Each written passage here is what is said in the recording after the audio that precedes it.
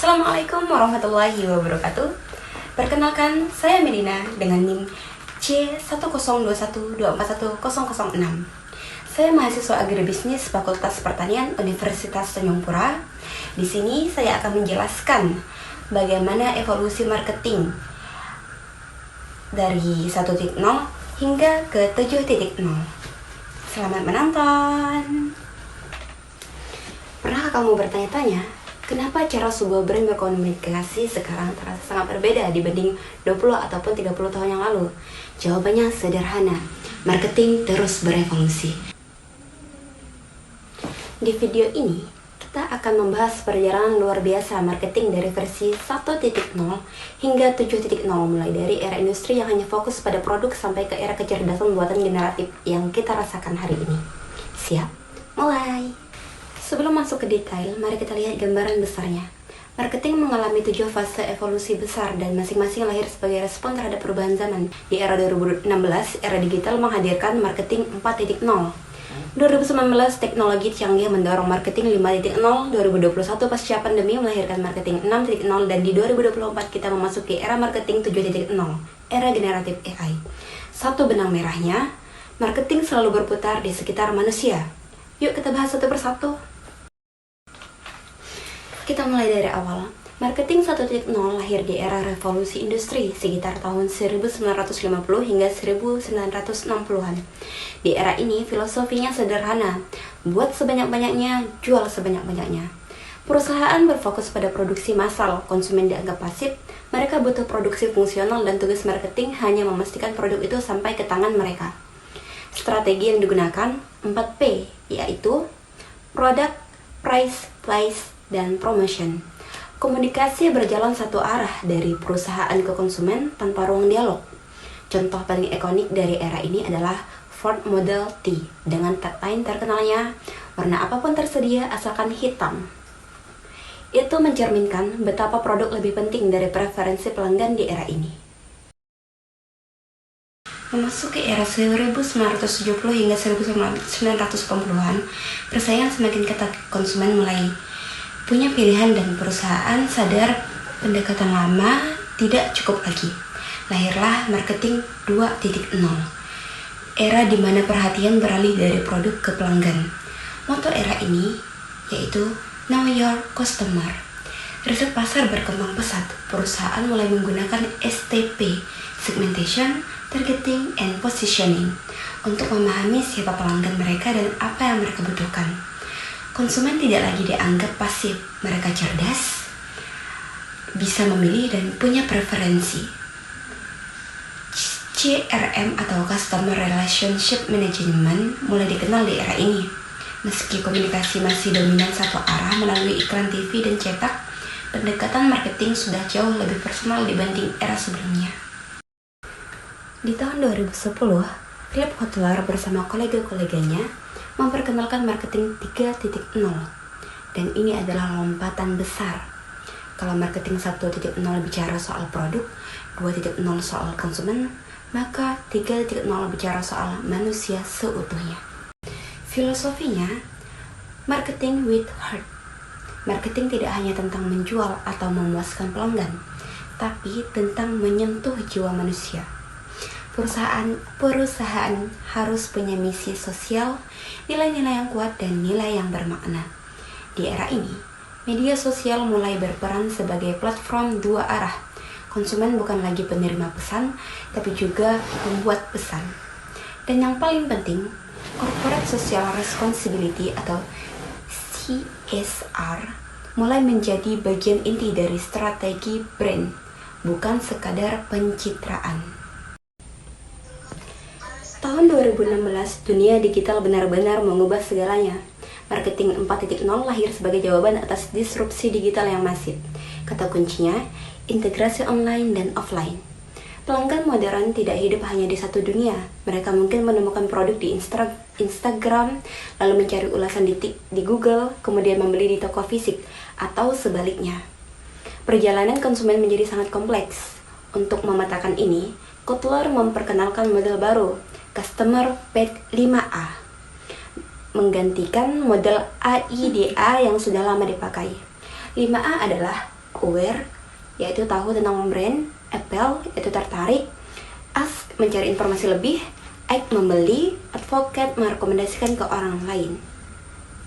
Di era ini, konten marketing, SEO, big data, dan pengaruh antar sesama konsumen atau peer-to-peer menjadi senjata utama marketing.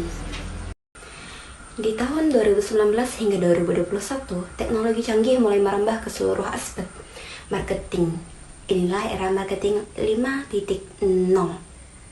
Tapi tunggu, ini bukan soal teknologi semata. Kotler menegaskan teknologi harus melayani kemanusiaan, bukan menggantikannya. Marketing 5.0 mengintegrasikan AI machine learning, IoT, blockchain, hingga AR atau VR untuk menciptakan pengalaman pelanggan yang lebih personal dan relevan. Ada 4 pilar utama di era ini. Predictive marketing, yaitu mengantisipasi kebutuhan pelanggan sebelum mereka sadar sendiri. Yang kedua, contextual marketing, yaitu menyampaikan pesan yang tepat di waktu dan tempat yang tepat. Yang ketiga, augmented marketing. AI mendukung dan memperkuat kemampuan tenaga penjualan manusia.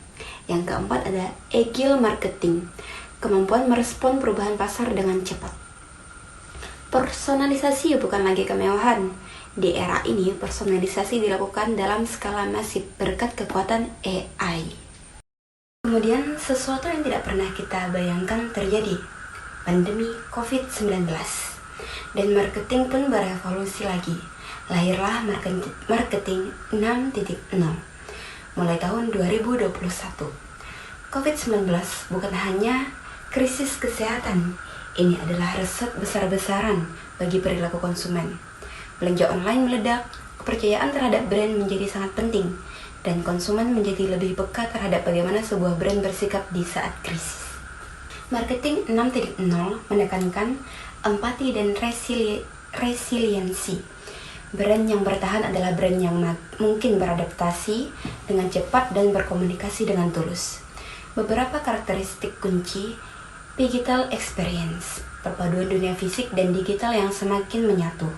Sustainability, tanggung jawab terhadap lingkungan dan sosial semakin diperhatikan konsumen. Hybrid marketing, online first namun tetap menjaga sentuhan manusiawi. Intinya, di tengah ketidakpastian, kepercayaan adalah aset terbesar sebuah brand. Dan kini kita berada di garis depan evolusi marketing. Marketing 7.0, era yang dimulai tahun 2024. Ini adalah era generatif AI dan pengalaman imersif. Bayangkan, konten yang diproduksi, dipersonalisasi, dan didistribusikan oleh AI secara real-time untuk jutaan pelanggan sekaligus, masing-masing dengan pesan yang relevan dan personal. Hyper-personalization bukan lagi sekedar konsep dengan generatif AI. Brand bisa berbicara secara unik kepada setiap individu dalam skala yang sebelumnya mustahil. Ditambah lagi, metaverse, AR, dan VR membuka dimensi baru dalam hubungan antar brand dan konsumen. Pelanggan yang imersif dan interaktif melampaui layar 2 dimensi. Namun di sini pula muncul tantangan baru yang tidak bisa diabaikan. Yang pertama, etika AI, yaitu bagaimana menggunakan AI secara bertanggung jawab. Yang kedua, privasi data, hak konsumen atas informasi mereka. Dan yang ketiga, ada transparansi. Konsumen berhak tahu kapan mereka berinteraksi dengan AI. Marketing 7.0 adalah peluang yang sangat besar, tapi juga tanggung jawab yang besar. Sebelum kita tutup, mari kita lihat sekilas gambaran lengkap evolusi ini dalam satu tabel.